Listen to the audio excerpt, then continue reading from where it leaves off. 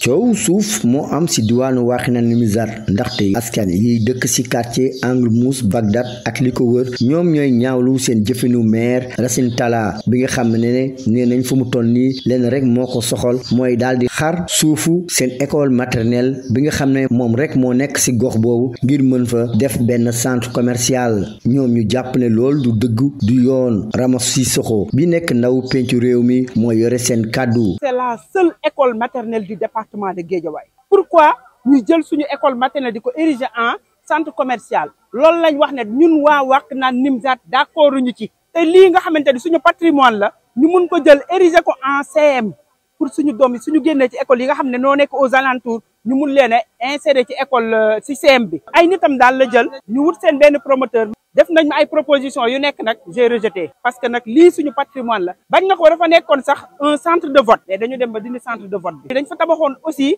case des tout petits boo xam ne case bi musul fonctionnel maternelle bi aussi mu ngi nekkoon mu ngi doon fonctionner mais lépp la ñu jël toj ko di ko def centre commercial di ko jaayee. ñoom ba tey mere ba futu seen maire ñoom ñu ngi dànkaafu autorité yi ñi ngànk nguur gi daldi ci ñëw andi ay saafara gala ñu yëngu-yëngal. dañu ne changement de régime dafa am dañuy ñaan les autorités compétentes ñu jóg jàppale ñu ci pour ñu mun a am gain de cause ñu mun a delloowaat maternelle bi doomu Guédiawaye ñu mun ko ériger en CM. état ñu ngi leen di interpeller su fekkee problème bi réglé wuñ ko je pense que dinañ ñu gis ci mbedd mi nag. waaye tuuma yooyu ñi nga xam ne ñoo jege maire Racine Talla weddi nañ ko ne ñooñu sax politique rek moo laxasu ci suuf ak kii di Ramos Sissoko. Aliou Dia nekk chef de cabinet wu Racine Talla moo yore kàdduwam.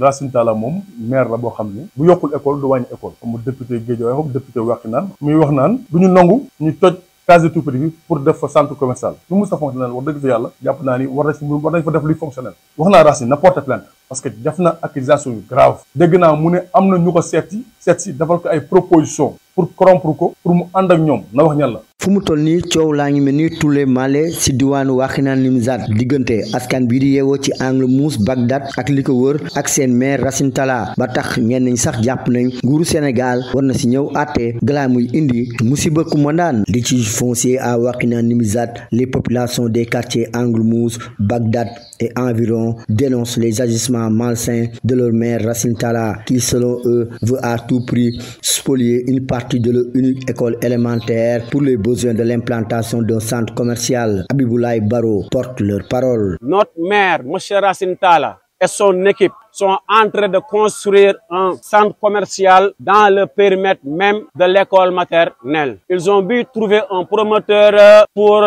construire un centre commercial d'une superficie de 3382 mètres carrés. Pour arriver à leur fin, ils ont confiné en novembre 2023 l'école sur une superficie de 990 mètres carrés. Ont été démolis pour mettre en place des cantines qui seront vendues à hauteur de 7 à 40 millions à des non-résidents de la commune.